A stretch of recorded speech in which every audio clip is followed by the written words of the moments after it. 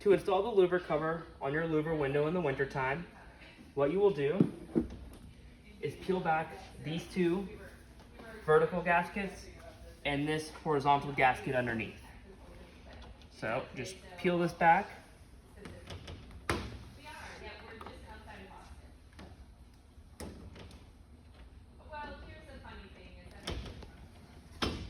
Take your louver panel. There is a plastic wrap on here, so you will have to remove that wrap before you install it. Then go up into the channel and it should just rest. After that's installed, reapply your gasket underneath.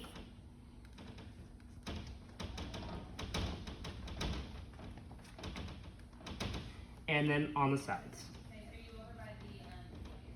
This will keep your louver cover in place in the winter time to help prevent cold air from seeping into the greenhouse.